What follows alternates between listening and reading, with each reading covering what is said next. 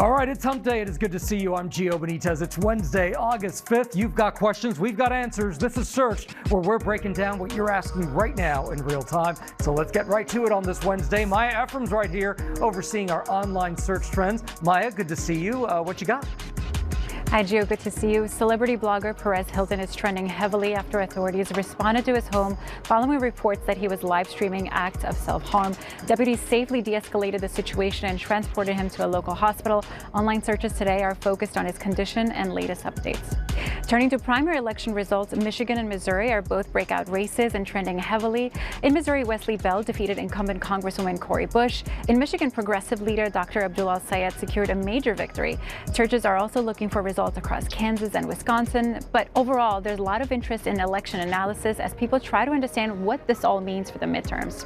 And in tech and aerospace news, SpaceX is trending following its Q2 earnings report. The company's shares fell after its jump in AI spending rattled investors. People are now turning to Search to ask about SpaceX stock pricing and look up details on the company's debt levels.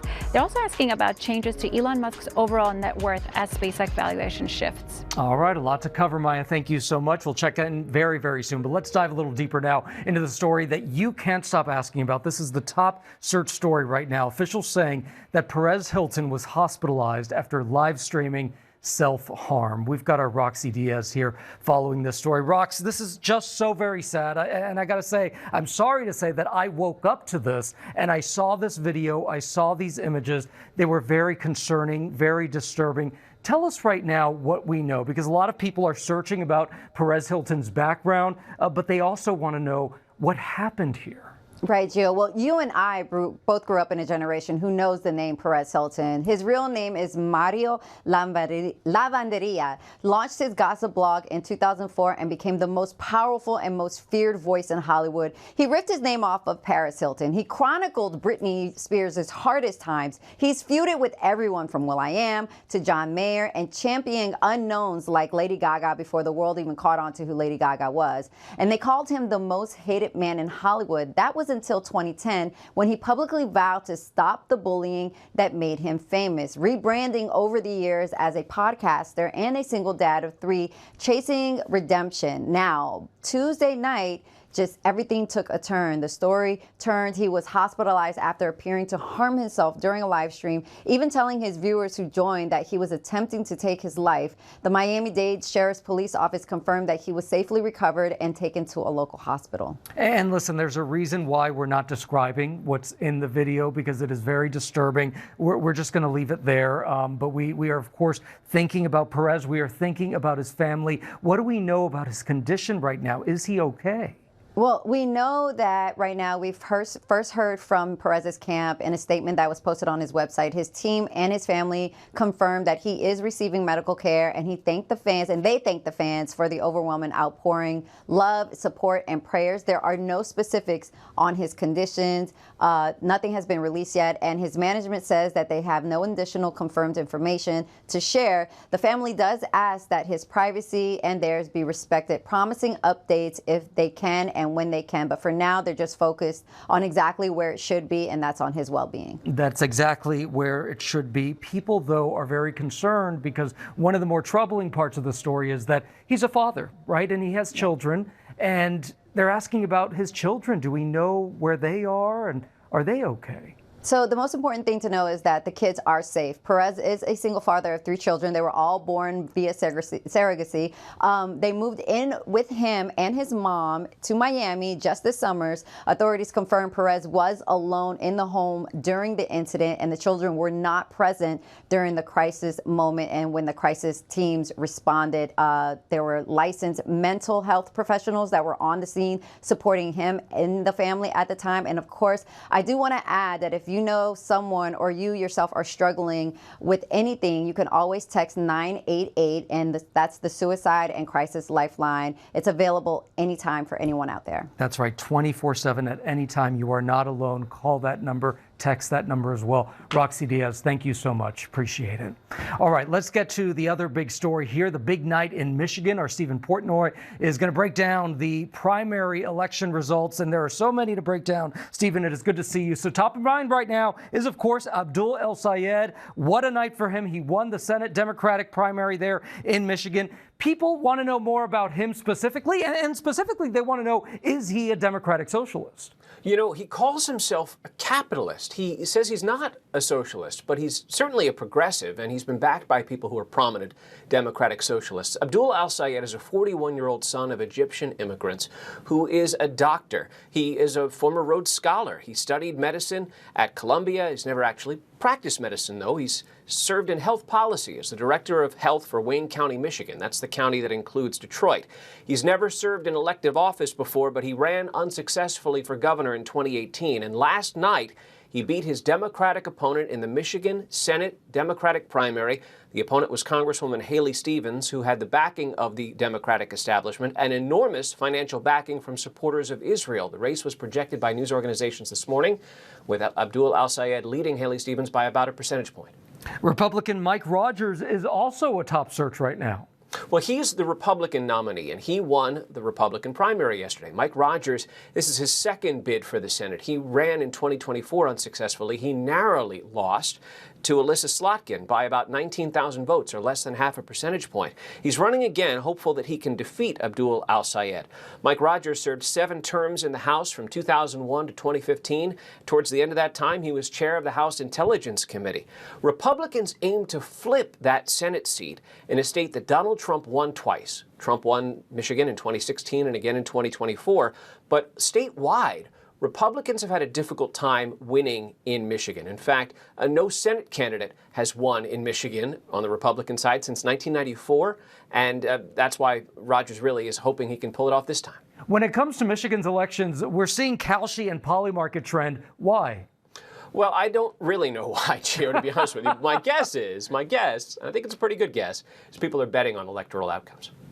All right, they are betting indeed. Thank you so much, Stephen Portnoy. I appreciate it. All right, and time now to see what SpaceX is up to, because stock shares fell after its earning call. So we've got Christian Cordero here to make a sense of all of this. Christian, it's good to see you. So people are searching here, and they want to know why SpaceX stock took a tumble here. Took a 9% tumble as of this morning, Gio. Always good to see you, my friend. So the short answer is spending, and then a little bit longer of an answer is spending on AI.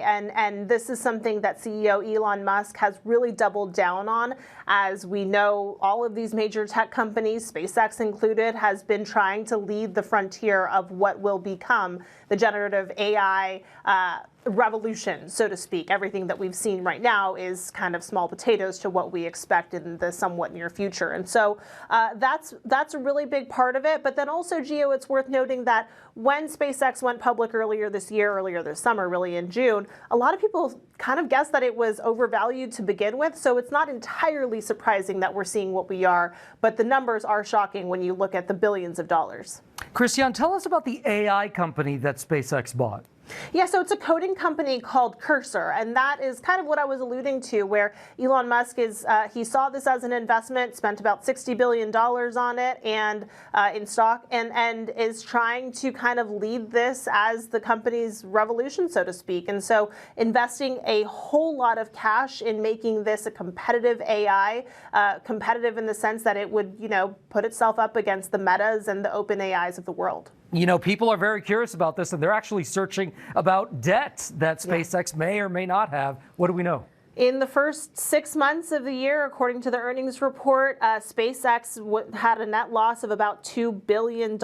That's not nothing, but Musk is also trying to ease some of those concerns by saying, look, when you take a look at certain things like Starlink, for example, and how rapidly we're developing and expanding Starlink and how much people are depending on it, that is a part of their business model that is seeing some serious potential. He claims that it has brought in $1.6 billion in the second quarter alone. So it's one of those things that's a little bit give and take, but there's no doubt that based on how the market has reacted, that there's a little bit of skepticism going around. Well, you know what? You mentioned SpaceX going public in June, and when that happened, there were all these headlines about Elon Musk being a trillionaire. Yeah. He has now said he's not a trillionaire anymore. What do we know about his wealth? Because people are searching for that. Yeah, I mean, don't feel bad for Elon Musk.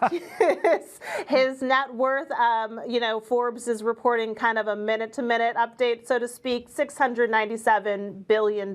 So a very steep fall from $1 trillion, but I think we could get some good use out of a cool $700 billion. Gio, Just a little bit. Christian Cordero, thank you so much. It is good to see you. Appreciate it. All right, so we just ran through your top searches, but what else is on that timeline? Let's get right back over to Maya. All right, Maya, so what else is trending? Gio, people took to search on news that popular drive-through chain Salad and Go is permanently closing all its locations after filing for Chapter 11 bankruptcy. In a statement, the chain called it a painful day, but that they're proud of what they built. This is a trend we've been following closely here at ABC News as major quick-serve and fast casual restaurant chains are shrinking their U.S. footprints. And finally, drought conditions along the Danube River in Bulgaria are revealing history and disrupting travel. Record low water levels have uncovered sunk World War II military shipwrecks and even ancient woolly mammoth bones along the riverbed. The severe drop in water levels also caused a Viking River cruise ship to run aground, forcing emergency crews to evacuate nearly 200 passengers stranded on board. Well, I am very interested in those woolly mammoth bones. Thank you, Maya. Appreciate it. All right, coming up here, one search always leads to another. We've got a trending topic, but that is just the surface. It's the extreme beauty trend taking over the internet. You've all heard about it. It's called looks maxing, and it's in the spiral next.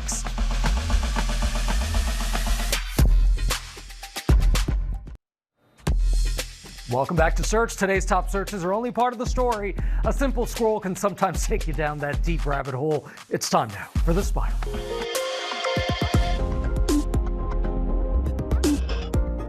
Okay, so you can't stop asking questions right now about looks maxing. That is the extreme online beauty trend we've been seeing. So we're following your clicks and curiosity, and it looks like you also want to know more about those medical risks, very important, and how it can impact your mental health as well. All of it is part of it. So let's break it down here. We've got Dr. Terry Dubrow up first, then Dr. Daniel Katz. Thank you both for being here for this important conversation here. So let's start with debunking some of the things surfacing online about looks maxing. And we've got our board certified plastic surgeon, TV personality, Dr. Terry Dubrow here for more on this. It is so good to see you, my friend. Appreciate you joining us. Great to see you. This is the craziest topic ever, but it's huge and it's everywhere. It is everywhere. I see it every time I open up my phone. So people, they want to know what looks maxing actually does. Does it really work? Can you do it safely? So it's all about tying your self-worth, right, to your looks. And it's really started by these, what they call incels, these incelibates, sort of youth males between the ages of 12 and 22. And they want to reinforce illegal, unapproved things to make you look better, to increase your sexual market value. And they use things like starting testosterone that you get in the back of a gym at age 12. And we know about all the side effects of testosterone. And then using other kinds of drugs, and then doing crazy things that don't really work, like bone smashing, where you take a hammer and smash your own face to try to remodel and reshape your face to make you more attractive, to increase your sexual market value. At the end of the day, most of the things they do, apart from plastic surgery, don't work.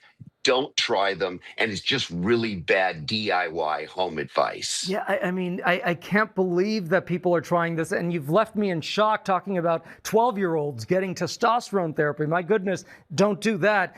You are one of the faces of the hit show Botched. We don't need to tell folks that. Everybody recognizes you. Do you have any experience with patients who went too far with looks maxing? So I do have a lot of experience with it, because what they do is they'll get unapproved substances. People will actually go to hardware stores and plumbing supply stores and get caulking material, put in syringes, and inject it in their own face as if it's approved medical filler. And of course, what that does is it initially gives you some filling, but your body overreacts to it and forms concrete nodules to it. I've had a lot of experience with it. I fixed a lot of it. It's incredibly difficult to fix. It's not something you want to do. And by the way, if you see your kids, your young boys at home, getting into looks maxing and starting to follow clavicular, focus very carefully, because they can go down a path that's irreversible. Yeah, and we're going to talk about the mental health impact in a moment here, because that's such a part of this. What are the risks that people should be cautious of? So most of what they're doing is using illegal things like steroids or amphetamines or other ridiculous things that they've sort of made up to try to make themselves look better, be more muscular, less body fat. And a lot of that has to do with these unapproved peptides that you can get online. So the dangers are you don't know what they're injecting, you don't know what they're taking, you don't know how pure it is. And when you do these things like steroids when you're very young, you can end up with permanent side effects like infertility for the rest of your life, incomplete development, short stature, liver failure. This is some really serious bad things that these people are recommending. You've got to stay maximally away for it. Now, I am in favor of trying to look and feel your best to be healthy, but your purpose in life as a young male should not be to focus on those little perceivable things that you can do to make yourself look better. You should focus on things that give you purpose and character. Become an expert. Women and people you're interested in will like you more if they respect you. Focus on being a better human.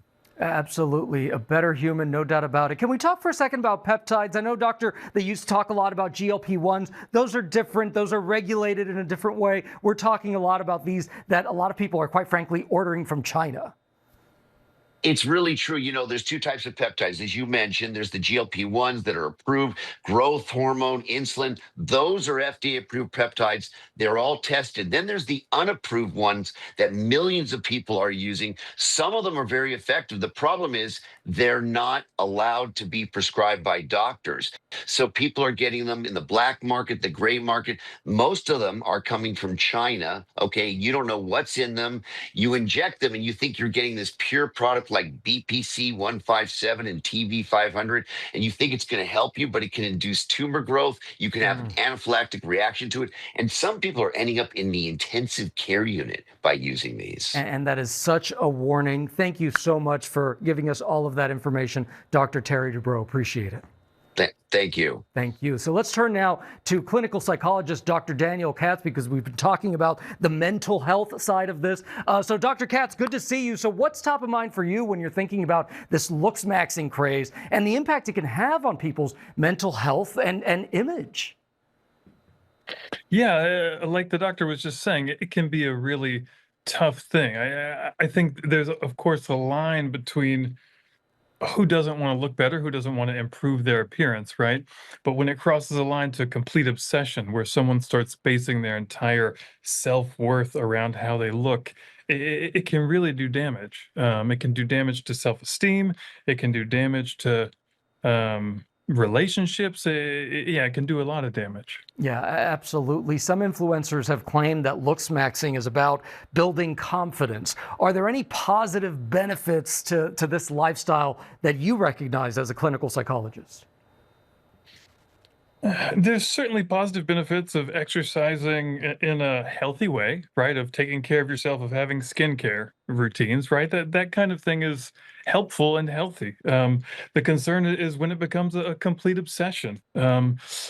Usually with these folks, it switches into something that we call body dysmorphic disorder.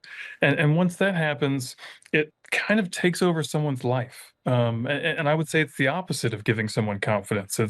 They're spending most of their mental energy on thinking about their attractiveness or perceived imperfections or flaws, and how they can fix them. And that's tough to think about when people are constantly thinking about their flaws. And by the way, probably not flaws to a lot of people who are looking from the outside and saying, hey, you look great as you are. So as a psychologist, doctor, are you faced with patients who are struggling with the consequences of looks maxing? Often, I would say, again, it exists on a continuum. I've never worked with anyone who has injected a weird substance into their face. But I do work with a lot of men who are very insecure about how they look. And I think our modern culture has made it very easy for us to compare each other for social media pictures, these very curated and edited things, these rating systems, and how many hearts or likes did I get? There's a lot of young men that get pulled into that and then start to think that, hey, this is what it's all about. It doesn't really matter how smart I am or how ambitious I am or what I do in my free time. It really just matters, what do I look like? Yeah, that's really tough. What's your advice for people who are struggling with self-image in general, and perhaps in this very public digital age, that's when really we see it most?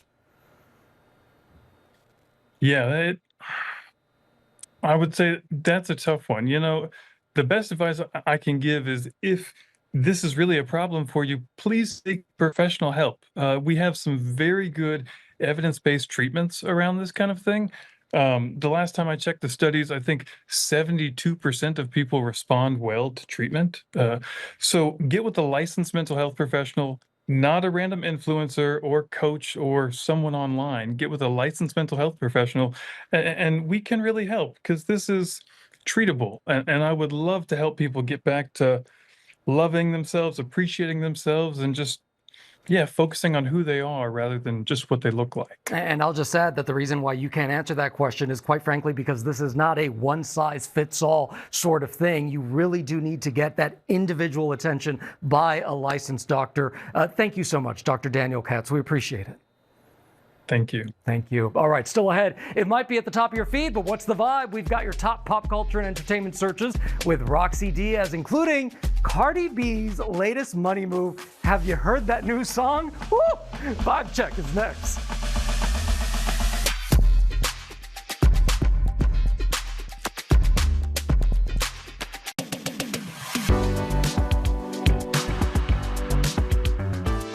All right, it's time now for our vibe check, a look at what's buzzing in entertainment and pop culture. Let's bring back Roxy Diaz for more on what's trending on your feeds. Hey, Roxy. Hey, Gio, my heart is so full because Ted Lasso is back. Yes. Season 4 premieres today on Apple TV, 3 years after a finale most fans thought was a goodbye. Now, the new season finds Ted in Kansas City with his son when Rebecca, Leslie, and Keely show up on his doorstep with a pitch he can't refuse: to return to London to coach AFC Richmond's new second division women's team, his biggest challenge yet. Now, Jason Sudeikis returns for a season. The show is being treated like a reboot. Episodes drop every Wednesday through October 7th, so the Richmond family reunion runs all season long. I am so excited. All you had to do was believe. Okay, if you know Ted Lasso, you know the reference. Anyway, Keke Palmer just added another title to the resume. NBC announced she's hosting season 31 of The Voice, and Keke confirmed it herself on Instagram. But listen, she is not replacing Carson Daly. Daly made it clear on his own IG that this season is a spinoff called The Voice Celebrity, and he's still very much part of The Voice and still very much part producing it as well. Now, the Celebrity Edition features actors, athletes, influencers, and reality stars competing for the first Celebrity Champion title, with Joe Jonas making his coaching debut alongside Queen Latifah and Riley Green, plus a new twist like Voice Boot Camp and a VIP room. Now, season 30 still premieres first, with Keke's edition arriving in 2027. Now, the queen of booked and busy, she's definitely staying undefeated this year, okay? And the road to the Dancing with the Stars ballroom just got tougher. After last week's no elimination breather, episode 4 of The Next Pro sent 2 dancers home. This week was all about chemistry. Pro Jenna Johnson revealed that the hopefuls would pair up speed dating style, then had just 2 days to prepare a Roomba or a tango with at least some convincing, with the least convincing couple headed home. Now, the pairings delivered drama, but at the end, Stephanie Sosa and Tristan Sanders couldn't sell that spark that they were looking for, and they were both eliminated. The stakes keep climbing with a season 35 spot on the line, and the ballroom waits for nobody. All right, here we go. Cardi B. Oh, you know I can't help myself. I got to do it when I can. I got to do it when I can. All right, she is officially the face of Old Navy's fall denim campaign, starring in a Wild West theme shoot inspired by American heritage style and debuting the brand's new jean. All right, now she joins by a cast of great lineup of creators and influencers and actors: Brooke Nader, Haley Khalil, and more. And Cardi kept it real about the partnership, telling people that denim gives her confidence, saying, "What is my life without jeans?" And Gio, in a statement, Old Navy says it prides itself in creating something for everyone, even Cardi B. I love it. Even Cardi B. So we're not going to talk about I mean, I don't think we can. No, we but can't. We can't. You can download it. I love it. So it is good. It's good. It's really good. good. All right. She's living her best life, and she looks phenomenal. Amazing. She's pure joy. All right. She is. We're clearly just like major Cardi B fans. Roxy, We are. thank you so much. We're being girly. Bye. All right, I'm Gio Benitez. This is Searched on ABC News Live, where your questions meet real answers. We're going to leave you with what's trending right now over on abcnews.com. Scan that QR code right there and catch up. And Ashin Singh will be back here tomorrow. Bye, everybody.